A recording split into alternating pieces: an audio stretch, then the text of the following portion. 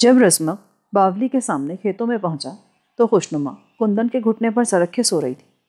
کندن اور زریاب مدھم لہجے میں باتیں کر رہی تھیں۔ رزمق ان کے قریب بیٹھ گیا اور انہیں صورتحال سے آگاہ کرنے لگا۔ ان کی آوازیں سن کر خوشنما بھی جاگ گئی۔ دھوپ تیز ہو رہی ہے، میرا خیال اب چلنا چاہیے۔ مجھے بھوک لگ رہی ہے بھائی۔ خوشنما، فی الحال کچھ کھانے کا بندوبست نہیں ہو سکتا، شاید راستہ میں کچھ مل جائے۔ وہ اٹھ کر کھیتوں میں چلنے لگے۔ کچھ دور اگرچہ بیل گاڑیوں وغیرہ کا کشادہ راستہ تھا، مگر رزمق جان بوجھ کر کھیتوں میں تنگ سی پگڈنڈی پر چل رہا تھا۔ وہ سب سے آگے تھا، وہ تینوں اس کے پیچھے تھی۔ جیسے جیسے دھوپ تیز ہو رہی تھی، گرمی بڑھتی جا رہی تھی۔ کھیتوں میں کچھ زیادہ ہی گرمی تھی۔ کندن اور زریاب جیسے تیسے ساتھ چل رہی تھیں، لیکن خوشنما کا برا حال ہو رہا تھا۔ بھوک سے اس کی آنتوں میں گرہیں سی پڑ رہی تھیں۔ وہ بار بار لڑکھڑا رہی تھی۔ زریاب اسے سہارا دیے ہوئے تھی۔ اب نہیں چلا جا رہا بھائی، بھوک سے میری جان نکلی جا رہی ہے۔ خوشنما، میری بہن، یہ دیکھو، کندن اور زریاب بھی تو تمہارے ساتھ چل رہی ہیں۔ انہوں نے بھی تمہارے ساتھ ہی رات کا کھانا کھایا تھا، انہیں بھی بھوک لگ رہی ہوگی۔ تھوڑا سا ہمت سے کام لو، شاید آگے کوئی بستی مل جائے اور کھانے کا کچھ بندوبست ہو سکے۔ وہ ایک بار پھر چلنے لگے۔ بھوک اور گرمی سے تینوں لڑکیاں نڈھال سی ہو رہی تھیں۔ رزمق کی اپنی حالت بھی قابل تعریف نہیں تھی، لیکن وہ کسی قسم کی کمزوری ظاہر کر کے ان لوگوں کے حوصلے پست نہیں کرنا چاہتا تھا۔ دوپہر 12 بجے کے قریب وہ لوگ درختوں کے ایک جھنڈ میں رک گئے۔ یہاں ایک چھوٹی سی ندی تھی جو مشرق کی طرف سے آ کر درختوں کے جھنڈ میں ہوتی ہوئی مغرب کی طرف کھیتوں میں غائب ہو گئی تھی۔ اس ندی کا پانی اگرچہ گدلا تھا، لیکن وہ سب پیاسے تھے۔ انہوں نے جی بھر کے پانی پیا۔ رزمق کچھ دیر وہیں بیٹھا رہا اور پھر اٹھ کر ندی پھلانگ کر دوسری طرف پہنچ گیا۔ اس ندی سے کچھ آگے ایک کھیت کے کنارے پر وہ رک گیا۔ پودوں کے پتوں کو جھک کر غور سے دیکھا، پھر ایک پودا اکھاڑ لیا۔ اس کے ساتھ ہی اس کی آنکھوں میں چمک سی ابھر آئی۔ وہ شلجم تھا۔ اس نے اٹھ کر ادھر ادھر دیکھا۔ کھیتوں میں دور دور تک کوئی دکھائی نہیں دے رہا تھا۔ اس نے جھک کر کئی شلجم اکھاڑ لیے اور دوڑتا ہوا لڑکیوں کے قریب آ گیا۔ رزمق کے ہاتھ میں شلجم دیکھ کر ان تینوں کی آنکھوں میں چمک سی ابھر آئی۔ رزمق نے شلجم ندی کے پانی میں دھو کر ایک جھاڑی پر رکھ دیے۔ پھر سب نے ایک ایک شلجم اٹھا لیا اور اس طرح مزے لے لے کر کھانے لگے جیسے سیب کھا رہے ہوں۔ پیٹ بھر گیا۔ وہ تقریباً 1 گھنٹہ درختوں کے نیچے بیٹھے رہے اور پھر اٹھ کر چل پڑے۔ راستے کے لیے انہوں نے کچھ شلجم اپنے ساتھ لے لیے تھے۔ بائیں طرف بہت دور کھیتوں میں ایک جھونپڑا نظر آ رہا تھا، لیکن وہ لوگ اس طرف نہیں گئے۔ تقریباً 2 میل کا فاصلہ طے کرنے کے بعد وہ ایک بار پھر رک گئے۔ آگے ایک نہر تھی اور اس کے دوسری طرف چند مکانوں پر مشتمل ایک چھوٹی سی بستی نظر آ رہی تھی۔ وہ پلیا عبور کر کے اس بستی میں پہنچ گئے۔ بستی میں داخل ہوتے ہی چند بچوں نے انہیں گھیر لیا۔ وہ چند ہی قدم آگے بڑھے تھے کہ 2 آدمی ایک مکان سے نکل کر ان کے سامنے آ گئے۔ پردیسی لگتے ہو تم لوگ، کدھر جانا ہے؟ ہاں، ہم پردیسی ہیں، کچھ دیر آرام کرنا چاہتے ہیں، اور اگر کچھ کھانے کو مل جائے تو ہم کھانے کے پیسے دیں گے۔ مہمانوں کو تو اللہ کی رحمت سمجھا جاتا ہے، ان سے کھانے کے پیسے لینا گناہ ہے۔ آؤ، تم لوگ میرے ساتھ آؤ۔ اس آدمی نے کہا اور انہیں لے کر مکان میں داخل ہو گیا۔ جیرا، او جیرا، دیکھ مہمان آئے ہیں، ان کے کھانے پانی کا کچھ بندوبست کر۔ ایک ادھیڑ عمر عورت کمرے سے نکل کر سامنے آ گئی۔ پہلے تو وہ انہیں دیکھ کر حیران ہوئی، پھر ایک کمرے میں لے گئی جہاں چٹائی پر دری بچھی تھی اور چند میلے تکیے رکھے تھے۔ تینوں لڑکیاں تو اندر داخل ہوتے ہی دری پر گر گئیں اور رزمق اس شخص سے باتیں کرنے لگا۔ عورت کھانا تیار کرنے کے لیے کمرے سے باہر چلی گئی۔ آج دن میں اس طرف کوئی اجنبی تو نہیں آیا تھا؟ آیا تھا، بلکہ آئے تھے۔ اس کا نام روات تھا۔ وہ 2 گھوڑوں پر سوار تھے، انہیں کسی کی تلاش تھی۔ 3 خوبصورت لڑکیاں اور ایک مرد، اور اگر میرا اندازہ غلط نہیں تو تم لوگ وہی ہو۔ ہاں، تمہارا خیال درست ہے، انہیں ہماری ہی تلاش ہے۔ کیوں؟ روات نامی اس شخص نے سوالیہ نظروں سے اس کی طرف دیکھا۔ وہ دونوں تو شکلوں سے خوفناک لگتے تھے، تم لوگوں کیوں تلاش کرتے پھر رہے ہیں؟ وہ لمبی داستان ہے، کچھ خاندانی دشمنی والا معاملہ ہے۔ ہم ان سے بچنے کے لیے آدم پور میں پناہ لیے ہوئے تھے کہ ان لوگوں نے پچھلی رات گاؤں پر حملہ کر دیا، 3 بے گناہوں کو موت کے گھاٹ اتار دیا، کئی زخمی ہوئے اور کئی گھروں کو آگ لگا دی۔ ہم بڑی مشکل سے وہاں سے بھاگے۔ یہ لوگ ہمیں تلاش کرتے پھر رہے ہیں۔ ان کے ساتھ 2 آدمی اور بھی ہیں جو ہماری تلاش میں قطب پور کی طرف گئے ہیں۔ تم لوگ جانا کہاں چاہتے ہو؟ درویش پور۔ اوہ، وہاں جانا تم لوگوں کے لیے خطرے سے خالی نہیں ہوگا، وہ لوگ بھی اسی طرف گئے ہیں۔ اسی دوران میں جیرا کھانا لے کر آ گئی۔ وہ سب لوگ کھانا کھانے لگے۔ میری مانو بھیا، تو تم لوگ درویش پور جانے کا خیال ذہن سے نکال دو۔ پر کیوں؟ رکھیل شاہ کے آدمی چپے چپے پر تم لوگوں کو تلاش کرتے پھر رہے ہیں۔ کیا؟ کندن کے ہاتھ سے نوالا چھوٹ گیا۔ وہ عجیب سی نظروں سے روات کی طرف دیکھنے لگی۔ 2 آدمی تم لوگوں کی تلاش میں کل بھی یہاں آئے تھے اور 2 گھڑ سوار آج آئے تھے۔ انہوں نے بتایا کہ تم لوگ رکھیل شاہ کے مفرور ہو اور اگر کسی نے تم لوگوں کو پناہ دی تو اس کے گھر کو آگ لگا دی جائے گی۔ درویش پور میں تم لوگوں کے لیے بہت زیادہ خطرہ ہے، بہتر ہے کہ 1-2 دن یہیں رہ جاؤ، یہ جگہ تم لوگوں کے لیے زیادہ محفوظ ہے۔ یہ جانتے ہوئے بھی کہ ان لوگوں نے ہمیں پناہ دینے والے کے گھر کو آگ لگانے کی دھمکی دی ہے؟ کندن نے اس کی طرف دیکھتے ہوئے پوچھا۔ ہمدردی اور نیکی کا جذبہ بھی ختم نہیں ہوا بی بی۔ میں نہیں جانتا کہ تم لوگوں کا جاگیردار نمران یا جاگیر سے کیا تعلق ہے، لیکن یہ ضرور سنا ہے کہ رکھیل شاہ نے جاگیردار کو قید کر رکھا ہے اور ایک خوبصورت لڑکی اس کا راز لے اڑی ہے۔ رکھیل شاہ کو اس لڑکی کی تلاش ہے۔ وہ لڑکی تم تینوں میں سے کون ہے میں نہیں جانتا، لیکن اتنا ضرور چاہتا ہوں کہ وہ رکھیل شاہ اور اس کے درندوں سے بچی رہے۔ میں نے جاگیردار کو زندگی میں صرف 2 مرتبہ دیکھا تھا، کئی بار رکھیل شاہ سے سامنا بھی ہوا۔ زمین آسمان کا فرق ہے دونوں میں۔ رکھیل شاہ کے آدمی اس لڑکی اور اس کے ساتھیوں کو شکاری کتوں کی طرح تلاش کرتے پھر رہے ہیں۔ درویش پور میں تم لوگوں کے لیے خطرہ ہی خطرہ ہے۔ 2-4 دن یہاں رہ جاؤ، تلاش کسی قدر سرد پڑ جائے تو چلے جانا۔ یہ کون سی بستی ہے اور درویش پور یہاں سے کتنا دور ہے؟ رسمک نے پوچھا۔ یہ بستی اور زمینیں بھی جاگیر ہی کی حدود میں واقع ہیں۔ ہم لوگ اگرچہ جاگیردار کو ان زمینوں کی قیمتیں ادا کر چکے تھے، لیکن رکھیل شاہ کے گرگوں نے اس پر دوبارہ قبضہ کر لیا۔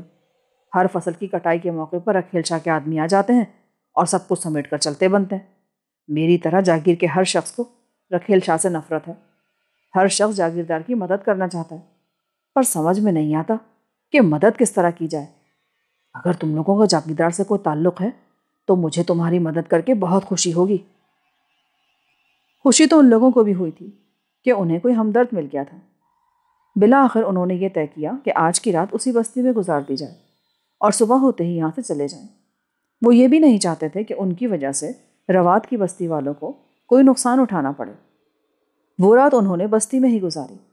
صبح روانگی سے پہلے کندن، زریاب اور خوشنما نے بستی کی عورتوں کے دیے ہوئے کپڑے پہن لیے۔ بڑے بڑے پھولوں والے پرنٹڈ کپڑے کا گھاگرا، چولی اور باہوں میں کلائی سے لے کر کوہنیوں تک پلاسٹک کی چوڑیاں، رنگ برنگی، کانوں میں چاندی کے بڑے بڑے بالے، ناک میں نتنی اور سر پر رنگ برنگی اوڑھنیاں۔ اس لباس میں اگرچہ انہیں الجھن ہو رہی تھی، لیکن اس سے ان کی حیت بدل گئی تھی اور ان تینوں کو ان کی اصل حیثیت سے پہچانا نہیں جا سکتا تھا۔ درویش پور وہاں سے تقریباً 6 میل کے فاصلے پر واقع تھا اور روات نے بستی سے 3 ریڑھوں کا بندوبست کیا تھا۔ تینوں ریڑھوں کے گھوڑے خوب پلے ہوئے تھے۔ رزمق نے بھی اپنا حلیہ بڑی حد تک بدل لیا تھا۔ ایک ریڑھے پر رزمق اور خوشنما تھے، دوسرے پر کندن اور تیسرے پر زریاب۔ ان تینوں کو الگ الگ کر دیا گیا تھا تاکہ راستے میں کسی کو شبہ نہ ہو سکے۔ وہ لوگ صبح سویرے ہی بستی سے روانہ ہو گئے۔ شہر میں داخل ہونے سے پہلے انہیں اندازہ ہو گیا تھا کہ رکھیل شاہ کے گرگے ہر طرف پھیلے ہوئے ہیں، لیکن وہ لوگ خیریت سے نکل گئے۔ صبح 9 بجے کے قریب وہ لوگ سبزی منڈی کے قریب ریڑھوں سے اتر گئے اور روات اور اس کے ساتھیوں کا شکریہ ادا کرتے ہوئے ایک طرف چل پڑے۔ میرا خیال ہے ہمیں سب سے پہلے بنجان کے گھر جانا چاہیے، اس سے ہمیں وہاں کی تازہ صورتحال کا علم ہو سکے گا۔ میرا بھی یہی خیال ہے۔ وہ ایک کچی بستی میں رہتا ہے، اس کا گھر تلاش کرنے میں کوئی دشواری پیش نہیں آئے گی، کندن نے جواب دیا۔ وہ مختلف سڑکوں پر چلتے رہے۔ کچی بستی میں پہنچ کر انہوں نے بنجان کا مکان تلاش کرنے کی کوشش کی، جس میں انہیں زیادہ دشواری پیش نہ آئی۔ دروازہ ایک مجہول سے آدمی نے کھولا اور جب اس نے یہ انکشاف کیا کہ بنجان کو 2 دن پہلے قتل کیا جا چکا ہے تو وہ لوگ سناٹے میں آ گئے۔ وہ شخص انہیں اندر لے گیا۔ وہ کمرے میں بیٹھ کر دیر تک بنجان کے بارے میں باتیں کرتے رہے اور پھر وہاں سے رخصت ہونے کی تیاری کر ہی رہے تھے کہ دروازہ زور زور سے دھڑدھڑا جانے لگا۔ وہ سب بری طرح چونک گئے۔ رزمک کے اشارے پر اس آدمی نے باہر کا دروازہ کھول دیا۔ 2 آدمی اسے دھکا دیتے ہوئے اندر داخل ہوئے۔ ان میں سے ایک کو دیکھ کر زریاب کو اپنے سینے میں سانس رکتا محسوس ہونے لگا۔ وہ کوپانگ تھا۔ ان دونوں آدمیوں کو درویش پور کی طرف روانہ کرنے کے بعد خامس بشیرے کے ساتھ قطب پور کی طرف روانہ ہو گیا۔ قطب پور کا فاصلہ بھی آدم پور سے اتنا ہی تھا جتنا درویش پور تھا۔ خامس کو حیرت تھی کہ زریاب اور اس کے ساتھی رات میں کہاں غائب ہو گئے۔ آس پاس کوئی بستی بھی نہیں تھی۔ زریاب کے ہاتھ نہ آنے کا غصہ اس نے آدم پور کے لوگوں پر اتارا تھا۔ کم از کم 3 آدمی اس کے ہاتھوں مارے گئے تھے اور کئی زخمی ہوئے تھے۔ 5-6 گھروں کو اس نے آگ لگا دی تھی۔ نامدار کو اس نے گولی نہیں ماری تھی، لیکن اس کی اتنی پٹائی کی گئی تھی کہ اس کی کئی ہڈیاں ٹوٹ گئی ہوں گی۔ اگر وہ زندہ بھی بچ گیا تو زندگی بھر کے لیے معذور ہو جائے گا۔ خامس نے گھوڑا روک لی۔ وہ اس باولی سے 3 کوس دور نکل آئے تھے۔ تیز دھوپ میں اس کا دماغ پلپلا ہو رہا تھا۔ بائیں طرف کافی فاصلے پر ایک جھونپڑا نما مکان نظر آ رہا تھا۔ اس نے بشیرے کو اشارہ کرتے ہوئے گھوڑے کا رخ اس طرف موڑ دیا۔ بشیرہ بھی نڈھال سا گھوڑے پر بیٹھا تھا۔ وہ کل دوپہر سے خامس کے ساتھ دوڑا پھر رہا تھا۔ اس نے کل دوپہر کو تھوڑا بہت کھانا کھایا تھا اور اس کے بعد سے اس نے کچھ نہیں کھایا تھا۔ صرف پانی پر گزارا ہو رہا تھا ان کا، اور اب تو کئی گھنٹوں سے پانی کے گھونٹ بھی نہیں ملا تھا۔ کئی بار اس کے ذہن میں خیال آیا کہ وہ خامس کو چھوڑ کر بھاگ جائے، لیکن پھر اس نے یہ خیال ذہن سے نکال دیا۔ پچھلے 2 روز تک وہ خامس کے ساتھ مل کر جو کچھ بھی کرتا رہا تھا وہ اسے پھانسی پر چڑھا دینے کے لیے کافی تھا۔ وہ جھونپڑے کے قریب پہنچ گئے۔ آس پاس کوئی نہیں تھا، لیکن آثار بتا رہے تھے کہ یہاں کوئی رہائش پذیر ضرور ہے۔ جھونپڑے کے سامنے بان کی ایک جھلنگا سے چارپائی پڑی تھی۔ اس کے قریب پانی کا ایک مٹکا بھی رکھا تھا جس پر پلاسٹک کا ایک میلا سا گلاس پڑا تھا۔ خامس گھوڑے سے اتر کر مٹکے کی طرف لپکا۔ اس نے گلاس اٹھا کر ایک طرف پھینکا اور دونوں ہاتھوں سے مٹکا اٹھا کر منہ سے لگا لیا۔ پھر اس نے مٹکا نیچے رکھا اور ادھر ادھر دیکھنے لگا۔ بشیرہ تیزی سے آگے بڑھا۔ اس نے زمین پر پڑا ہوا گلاس اٹھایا اور مٹکے سے پانی نکال کر پینے لگا۔ 2-3 گلاس پینے کے بعد وہ بھی متجسس نگاہوں سے ادھر ادھر دیکھنے لگا۔ بشیرے، بھوک لگی ہے، کچھ کھانے کا بندوبست کر۔ میں دیکھتا ہوں، شاید جھونپڑے میں کچھ مل جائے۔ بشیرہ جھونپڑے کے اندر گھس گیا۔ اندر بھی ایک چارپائی پڑی تھی جس پر ایک خیز بچھا تھا۔ میلا سا تکیا پڑا تھا۔ کچھ اور چیزیں بھی تھیں لیکن کھانے کی کوئی چیز نہیں تھی۔ وہ جھونپڑے سے باہر نکلا تو خامس چارپائی پر لیٹا تھا۔ کھانے کو تو کچھ بھی نہیں ہے یہاں، کچھ تلاش کرو، مجھے زور کی بھوک لگی ہے۔ اس سے پہلے کہ بشیرہ کو جواب دیتا، جھونپڑے کے پچھلی طرف سے کسی بکری کے میمیانے کی آواز سنائی دی۔ خامس ایک جھٹکے سے اٹھ بیٹھا اور تیز تیز قدم اٹھاتا جھونپڑے کے پچھلی طرف چلا گیا۔ چند منٹ بعد وہ واپس آیا تو اس نے بغل میں ایک بکری دبا رکھی تھی۔ تم تو کہتے تھے کھانے کو کچھ نہیں ہے، تو یہ کیا ہے؟ لکڑیاں جمع کرو، اسے بھون کر کھائیں گے، مجھے بھوک لگ رہی ہے۔ خامس نے بکری کو زمین پر پٹک دیا اور خنجر اس کی گردن پر پھیر دیا۔ بکری زمین پر تڑپنے لگی۔ بشیرہ یہ منظر دیکھ کر لرز اٹھا۔ لکڑیاں جمع کر کے لاؤ، آگ جلاؤ، میرا منہ کیا دیکھ رہے ہو؟ بشیرہ فوراً ایک طرف دوڑا۔ چند منٹ بعد جب وہ لکڑیاں جمع کر کے واپس آیا تو خامس اپنے خنجر سے بکری کی کھال اتار رہا تھا۔ بشیرہ نے اینٹوں کا بڑا سا چولہا بنا کر اس میں آگ جلا دی۔ ابھی وہ گوشت بھون ہی رہے تھے کہ کھیتوں میں ایک آدمی دوڑتا نظر آیا۔ اس کے ہاتھ میں کھرپی تھی۔ وہ جھونپڑے سے بہت دور کسی کھیت میں کام کر رہا تھا اور دھواں دیکھ کر اس طرف آ رہا تھا۔ کون ہو تم لوگ؟ اور میری یہ بکری؟ وہ ایک طرف پڑی ہوئی بکری کی کھال اور علائشوں کو دیکھنے لگا۔ تم کون ہو؟ میں یہاں کا راکھا ہوں، اور تم؟ اس نے خامس کو پہچان لیا تھا۔ یہ زمینیں اگرچہ جاگیر میں شامل نہیں تھی، لیکن خامس کو آس پاس کے علاقے کے سبھی لوگ جانتے تھے۔ ہاں، میں خامس ہوں، بھاگ جاؤ یہاں سے۔ نہیں، بھاگو مت، بشیرے، اسے باندھ کر ایک طرف ڈال دو تاکہ یہ دیکھ سکے کہ اس کی بکری کہاں گئی۔ بشیرے نے اس شخص کو باندھ کر ایک طرف ڈال دی۔ اس نے گوشت کے باقی پارچے بھی چولہے پر رکھ دیے۔ اور لکڑیاں لے کر آؤ، آگ دھیمی ہو رہی ہے۔ اور لکڑیاں نہیں ہیں، بڑی مشکل سے جمع کر کے یہی لایا تھا۔ خامس نے ادھر ادھر دیکھا، پھر چارپائی اٹھا کر پٹک دی۔ اس نے چارپائی کے 2 پائے توڑ کر چولہے میں جھونک دیے۔ پھر کچھ ہی دیر بعد چارپائی کے بقیہ حصے بھی چولہے کی نظر ہو گئے۔ ایک طرف بندھا ہوا کسان بے بسی سے سب کچھ دیکھتا رہا۔ گوشت پوری طرح تیار نہیں ہوا تھا، لیکن خامس کی قوت برداشت جواب دے چکی تھی۔ اس نے ایک ران چولہے سے اٹھا لی اور ٹھنڈی ہونے کا انتظار کیے بغیر وحشیوں کی طرح اسے دانتوں سے بھنبوڑنے لگا۔ بشیرے نے بھی ایک دستی اٹھا لی اور بوٹیاں نوچ نوچ کر کھانے لگا۔ دونوں رانے اور کئی پارچے خامس کے پیٹ میں پہنچ چکے تھے۔ اس نے مٹکا اٹھا کر منہ سے لگا لیا۔ پھر پانی پینے کے بعد وہ ایک درخت کے سائے میں لیٹ گیا۔ پیٹ بھر جانے کے بعد اس پر خمار سا طاری ہونے لگا۔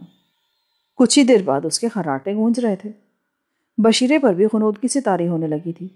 وہ بھی زمین پر لیٹ گئے اور کچھ ہی دیر بعد وہ بھی نیند کے آغوش میں پہنچ چکا تھا۔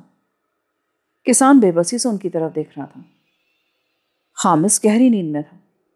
جسم پر پڑنے والی ایک زوردار ٹھوکر سے وہ ہڑبڑا کر اٹھ گیا۔ دوسری ٹھوکر پڑی تو صورتحال اس کی سمجھ میں آ گئی۔ وہ وحشت زدہ سی نظروں سے ادھر ادھر دیکھنے لگا۔ آدھا درجن پولیس والوں نے اسے گھیرے میں لے رکھا تھا اور ان کی رائفلوں کا رخ اس کی طرف تھا۔ خامس نے زندگی میں پہلی بار اپنے آپ کو بے بس محسوس کیا تھا۔ اس طرح ہمیں کیا گھور رہے ہو؟ اٹھو! پولیس پارٹی کے انچارج ASI نے اس کے کولوں پر ایک زوردار ٹھوکر مارتے ہوئے کہا۔ اس دوسری ٹھوکر نے خامس کا دماغ گھما دیا۔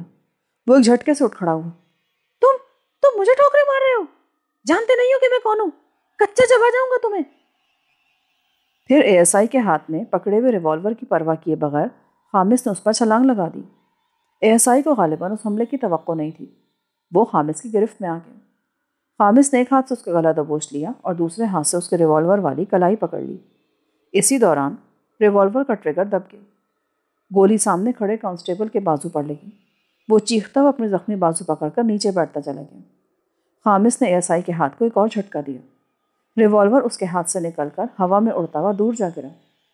ASI پوری طرح خامس کی گرفت میں تھا۔ خامس نے دونوں ہاتھوں سے اس کی گردن دبوچ رکھی تھی اور اسے زور زور سے جھٹکے دے رہا تھا۔ دوسرے پولیس والے پہلے تو صورتحال کو سمجھ نہیں سکے۔ جب ان کے حواس بحال ہوئے تو سب بیک وقت آگے بڑھے۔ ایک کانسٹیبل نے رائفل کا بٹ پوری قوت سے خامس کے کندھے پر رسید کر دیا۔ دوسرے نے اس کے کولے پر زوردار ضرب لگائی لیکن خامس پر کوئی اثر نہیں ہوا۔ خامس پر جنون سے طاری تھا۔ اس کے حلق سے خوفناک غراہٹیں نکل رہی تھیں۔ ASI بری طرح ہاتھ پیر مار رہا تھا۔ اس کے چہرے پر کرب کے آثار تھے اور آنکھیں حلقوں سے ابلی پڑ رہی تھیں۔ چھوڑ دو اسے ورنہ گولی مار دوں گا، ایک کانسٹیبل چیخا، جبکہ دوسرے نے اپنی رائفل کو لٹھ کی طرح گھما کر اس کی کمر پر زوردار ضرب لگائی، مگر خامس پر کوئی اثر نہ ہوا۔ پولیس والے بری طرح بدحواس ہو رہے تھے۔ ان کی سمجھ میں نہیں آ رہا تھا کہ اس دیوزات سے کس طرح نمٹا جائے۔ دو پولیس والے لاٹھیوں کی طرح خامس پر رائفلیں برسا رہے تھے۔ خامس ASI کو دبوچے بڑی تیزی سے اپنی جگہ سے گھوم گیا۔ اس کے ہاتھوں میں جھولتا ہوا ASI دو پولیس والوں سے ٹکرایا اور کرہاتے ہوئے زمین پر ڈھیر ہو گیا۔ تیسرا پولیس والا خامس کی طرف لپکا۔ خامس نے ASI کو پوری قوت سے اس طرف اچھال دیا۔ وہ دونوں آپس میں ٹکرا کر زمین پر گر گئے۔ ASI تو بے حس و حرکت پڑا رہا جبکہ کانسٹیبل اٹھنے کی کوشش کر رہا تھا۔ خامس نے آگے بڑھ کر اس پر ٹھوکروں کی بارش کر دی۔ ایک اور کانسٹیبل رائفل کو نال کی طرف سے پکڑے خامس کی طرف لپکا۔ وہ رائفل کے بٹ سے اس کے سر پر وار کرنا چاہتا تھا۔ اسی وقت خامس پیچھے مڑا۔ بٹ اس کے سر کے بجائے کندھے پر لگا۔ اس سے پہلے کہ کانسٹیبل دوسرا وار کرتا، خامس نے اس کے ہاتھ سے رائفل چھین لی اور دونوں ہاتھوں سے پکڑ کر اسے گھٹنے پر اس طرح مارا کہ رائفل دو ٹکڑے ہو گئی۔ کانسٹیبل پھٹی پھٹی آنکھوں سے اس کی طرف دیکھ رہا تھا۔ خامس نے بڑی پھرتی سے آگے بڑھ کر اسے پکڑ لیا اور دونوں ہاتھوں پر سے سر سے اوپر اٹھا کر دور اچھال دیا۔ ایک اور کانسٹیبل رائفل نال کی طرف سے پکڑ کر خامس کی طرف لپکا۔ اس نے خامس کی ٹانگ پر وار کیا۔ ضرب خامس کے گھٹنے کے پچھلے حصے پر لگی۔ وہ لڑکھڑا کر بے ہوش پڑے ASI کے اوپر جا گرا۔ اسی کانسٹیبل نے ایک اور وار خامس پر کیا۔ وہ پھرتی سے ایک طرف ہٹ گیا۔ رائفل کا بٹ ASI کے سر پر لگا۔ وار پوری قوت سے کیا گیا تھا۔ ASI کی کھوپڑی پاش پاش ہو گئی۔ کانسٹیبل دہشت زدہ نظروں سے اس کی طرف دیکھنے لگا۔ خامس بڑی پھرتی سے اٹھ کھڑا ہوا۔ وہ جیسے ہی کانسٹیبل کی طرف بڑھا، اس نے رائفل پھینکی اور ایک طرف بھاگ کھڑا ہوا۔ یہ صورتحال دیکھ کر دوسرے کانسٹیبل بھی بھاگ کھڑے ہوئے۔ صرف ایک کانسٹیبل رہ گیا تھا جس کے بازو میں گولی لگی تھی۔ خامس اس کی طرف بڑھا تو وہ خوف سے تھر تھر کانپنے لگا۔ وہ پھٹی پھٹی آنکھوں سے خامس کو دیکھ رہا تھا۔ اس کانسٹیبل نے اپنی جگہ سے اٹھنا چاہا مگر خامس نے اس پر ٹھوکروں کی بارش کر دی۔ کانسٹیبل بری طرح چیخ رہا تھا اور بالآخر اسے موقع مل گیا۔ وہ اٹھ کر کھیتوں کی طرف بھاگ کھڑا ہوا۔ میدان خالی ہو گیا تھا۔ ایک طرف ASI کی لاش پڑی تھی۔ کانسٹیبلوں کی رائفلیں ادھر ادھر بکھری پڑی تھیں۔ خامس ایک جگہ پر کھڑا اطراف کا جائزہ لے رہا تھا۔ ASI نے جب اسے سوتے میں ٹھوکریں مار کر جگایا تھا تو اس نے بشیرے کو بھی پولیس کی حراست میں دیکھا تھا، لیکن اب وہ کہیں نظر نہیں آ رہا تھا۔ البتہ اس کا گھوڑا موجود تھا۔ بشیرہ غالباً کھیتوں میں کہیں چھپ گیا تھا یا موقع سے فائدہ اٹھا کر فرار ہو گیا تھا۔ جھوپڑے کے پچھلی طرف پولیس کی بغیر چھت والی جیپ کھڑی تھی۔ خامس اس کسان کی طرف متوجہ ہو گیا۔ یہ پولیس والے جب آئے تھے تو تم نے مجھے بتایا کیوں نہیں؟ تم کیا سمجھتے تھے یہ مجھے پکڑ لیں گے؟ دیکھ لیا تم نے ان کا انجام، اب تیرا بھی یہی اشر ہوگا۔ مجھے معاف کر دو، میں بے قصور ہوں، میں نے تمہارا کچھ نہیں بگاڑا، تم تو میری بکری بھی بھون کر کھا گئے ہو۔ میں خامس سے آج تک کوئی نہیں ٹکرایا، جو ٹکراتا ہے وہ تباہ ہو جاتا ہے۔ تم نے مجھے پولیس کے بارے میں نہیں بتایا، تمہیں بھی اس کی سزا ملے گی۔ نہیں، مجھے معاف کر دو، تمہیں اپنی بکری کی فکر ہے نا؟ ابھی میں تمہیں تمہاری بکری کے پاس پہنچا دیتا ہوں۔ خامس نے یہ کہتے ہوئے جھک کر اسے اٹھایا اور جھوپڑے کے اندر لے جا کر چارپائی پر پٹک دیا۔ وہ باہر آ کر ادھر ادھر دیکھنے لگا۔ چولہے پر ابھی تک کوئلے دہک رہے تھے۔ اس نے کچھ کوئلے اٹھا کر جھوپڑے کی گھاس پھوس والی چھت پر ڈال دی۔ چند سیکنڈ بعد ہی چھت سے ہلکا ہلکا دھواں اٹھنے لگا۔ خامس سے زمین پر پڑا ہوا مٹکا اٹھا کر اس میں سے بچا کھچا پانی اپنے حلق میں اڈیلا۔ خالی مٹکا ایک طرف اچھالا اور اپنے گھوڑے کے قریب آ گیا۔ سوار ہونے سے پہلے اس نے اپنی رائفل اٹھائی۔ اس نے ایک بار پھر ارد گرد کا جائزہ لیا اور گھوڑے کو کھیتوں میں ایک طرف دوڑا دیا۔ جھوپڑی میں بندھے ہوئے کسان کی چیخیں دور تک اس کا پیچھا کرتی رہیں۔ اس نے ایک مرتبہ مڑ کر بھی دیکھا۔ جھوپڑے کی چھت سے اب شعلے اٹھنے لگے تھے جو تیزی سے پھیل رہے تھے۔ خامس اچھی طرح جانتا تھا کہ یہ علاقہ جاگیر میں شامل نہیں تھا۔ ان پولیس والوں کا تعلق بھی شاہپور سے تھا۔ آدم پور کے واقعے کی اطلاع غالباً صبح سویرے ہی شاہپور پہنچ گئی تھی۔ پولیس نے چاروں طرف ان کی تلاش شروع کر دی تھی۔ وہ پھنس تو گیا ہی تھا، لیکن قسمت اچھی تھی جو بچ نکلا۔ اب اس کا رخ قطب پور کی طرف تھا، لیکن قطب پور سے تقریباً 1 میل پہلے اس نے گھوڑا روک لیا۔ ابھی دن کی روشنی تھی اور وہ قطب پور میں داخل ہونے کی ہمت نہیں کر سکتا تھا۔ اس نے ادھر ادھر دیکھا۔ ایک طرف ایک ٹوٹا پھوٹا سا مکان نظر آیا۔ مکان کھنڈر بن چکا تھا۔ غالباً طویل عرصہ پہلے کھیتوں کی دیکھ بھال کے لیے یہاں کوئی کسان رہتا ہوگا۔ وہ گھوڑے سے اتر گیا۔ اس کے خیال میں شام کا وقت اس کھنڈر میں گزارا جا سکتا تھا۔ اس نے گھوڑے کو چھڑیاں مار کر ایک طرف بھگا دیا اور خود کھنڈر میں آ گیا۔ دیوار کے قریب جگہ صاف کر کے وہ ٹیک لگا کر بیٹھ گیا۔ پولیس والوں سے لڑائی کے دوران میں اسے چوٹیں آئی تھیں جن میں تکلیف ہو رہی تھی، لیکن اس وقت جوش اور جنون میں اسے تکلیف کا احساس نہیں ہوا تھا، پر اب تکلیف بڑھتی جا رہی تھی۔ خامس نے تکلیف پر قابو پانے کے لیے اپنے دانت سختی سے بھینچ رکھے تھے۔ چند منٹ بعد حیرت انگیز طور پر اس کی تکلیف کم ہونے لگی۔ اب اس پر غنودگی سی طاری ہونے لگی تھی۔ وہ جاگتے رہنے کی کوشش کرتا رہا، لیکن نیند کا خمار بڑھتا چلا گیا اور کچھ ہی دیر بعد وہ خراٹے لے رہا تھا۔ شاید تم لوگ سمجھتے تھے کہ ہمیں دھوکہ دینے میں کامیاب ہو جاؤ گے۔ گوپانگ نے باری باری ان سب کی طرف دیکھتے ہوئے کہا۔ تم لوگ جیسے سبزی منڈی کے سامنے ریڑوں سے اترے تھے، مجھے پتہ چل گیا تھا۔ اگر میں چاہتا تو تم لوگوں کو وہیں ختم کر دیا جاتا، لیکن میں نے اپنے آدمیوں کو تمہاری نگرانی کرنے کا حکم دیا، کیونکہ ہم بھی یہ جاننا چاہتے تھے کہ تم لوگ جاتے کہاں ہو اور تمہارے یہاں ہمدرد کون ہیں۔ موبائل فون پر مجھے تمہارے بارے میں مسلسل خبریں مل رہی تھیں کہ تم لوگ کس طرف جا رہے ہو۔ میں تم لوگوں سے پہلے ہی اس کچی بستی کے باہر سڑک پر پہنچ گیا تھا، اور جب تم لوگ بستی میں داخل ہوئے تو مجھے سمجھنے میں دیر نہ لگی کہ تم لوگ کہاں جا رہے ہو۔ ویسے میرے خیال میں نے تم لوگوں کو اطمینان سے بیٹھ کر سانس لینے کا موقع بھی نہیں دیا۔ میری سمجھ میں نہیں آتا کہ تم لوگ میرے پیچھے کیوں پڑے ہو، کیا چاہتے ہو مجھ سے؟ زریاب بولی۔ وہ اس کی توجہ اپنی طرف مبذول رکھنا چاہتی تھی تاکہ وہ کندن کی طرف دھیان نہ دے سکے۔ معاملہ ایک جاگیر کا ہے، اور تم جانتی ہو ایسے معاملوں میں چھوٹی چھوٹی باتوں کو بھی بہت زیادہ اہمیت دی جاتی ہے۔ اور پھر تم تو بہت بڑے راز سے واقف ہو چکی ہو، ایک ایسا راز جس کا انکشاف رکھیل شاہ کی برسوں کی ریاست پر پانی پھیر سکتا ہے۔ وہ تمہیں ہر قیمت پر اپنے قبضے میں دیکھنا چاہتا ہے تاکہ اس راز کو راز ہی رکھا جا سکے جس سے تم آگاہ ہو چکی ہو۔ دیکھو مسٹر گوپانگ، تمہارا رکھیل شاہ پرلے درجے کا احمق آدمی ہے۔ وہ زمانے بیت گئے جب کسی جاگیردار یا حکمران کو قتل کر کے اس کی ریاست پر قبضہ کر لیا جاتا تھا۔ اس جدید دور میں ایسا ممکن نہیں ہے۔ آج کل تو 100 گز کے ایک پلاٹ پر قبضہ کرنے کے لیے بھی 20 مرحلوں سے گزرنا پڑتا ہے۔ رکھیل شاہ اتنی بڑی جاگیر پر کیسے قبضہ کر لے گا؟ تم رکھیل شاہ کو نہیں جانتی، اس کی لغت میں نامعلوم کا لفظ نہیں ہے۔ تھوڑے ہی عرصے کی بات ہے پھر تم دیکھو گی کہ اس جاگیر پر رکھیل شاہ کا قبضہ ہوگا۔ ویسے سنا ہے کہ تمہارا ساتھی بہت بہادر ہے کون یہ؟ وہ رسمک کی طرف دیکھتے ہوئے بولا، میرا ایک دوست اور جاگیر کا وفادار۔ ان جیسے لوگوں کے ہوتے ہوئے جاگیر پر قبضے کا رکھیل شاہ کا خواب کبھی پورا نہیں ہو سکے گا۔ یہ بھول ہے تمہاری، ویسے بہادری میں تم بھی کچھ کم نہیں ہو۔ تم نے خامس جیسے آدمی کو بھاگنے پر مجبور کر دیا تھا۔ خامس؟ وہ تو واقعی درندہ ہے۔ گزشتہ سے پیوستہ رات اس نے آدم پور میں جو کچھ بھی کیا وہ اس جیسا کوئی درندہ ہی کر سکتا ہے۔ اوہ، تو اس رات تم آدم پور میں ہی موجود تھی؟ ہاں، شاہپور کی پولیس اس کی تلاش میں ہے۔ مجھے یقین ہے اس مرتبہ رکھیل شاہ بھی اسے نہیں بچا سکے گا۔ پولیس اس کا کچھ نہیں بگاڑ سکتی۔ خامس آج کسی وقت درویش پور پہنچنے والا ہوگا۔ ہو سکتا ہے وہ قطب پور پہنچ گیا ہو۔ اسے جب معلوم ہوگا کہ تم ہمارے قبضے میں ہو تو وہ یہاں پہنچنے میں دیر نہیں لگائے گا، پر میں تمہیں اس کے حوالے نہیں کروں گا۔ رکھیل شاہ تمہیں اور ان دونوں حسین لڑکیوں کو دیکھ کر بہت خوش ہوگا۔ تمہیں شاید معلوم نہیں ہے وہ خوبصورت لڑکیوں کا دیوانہ ہے، اور تم تینوں کو دیکھ کر تو اس کی بانچیں کھل جائیں گی۔ وہ ایک بار پھر کندن اور خوشنما کی طرف دیکھنے لگا۔ اس کی باتوں سے زریاب کو یہ اندازہ لگانے میں دشواری پیش نہیں آئی کہ وہ کندن کو پہچان نہیں پایا تھا۔ اطمینان رکھو مسٹر گوپانگ۔ رسمک نے پہلی مرتبہ گفتگو میں حصہ لیا۔ رکھیل شاہ جیسا گھٹیا اور بدماش آدمی کو ان لڑکیوں کے سلسلے میں خوش ہونے کا موقع نہیں مل سکے گا۔ اگر ایک موقع پر تم لوگ خامس کی پٹائی کر چکے ہو تو اس کا مطلب یہ نہیں کہ رکھیل شاہ کو بھی نیچا دکھا سکو گے۔ وہ کیا ہے تم لوگ سوچ بھی نہیں سکتے۔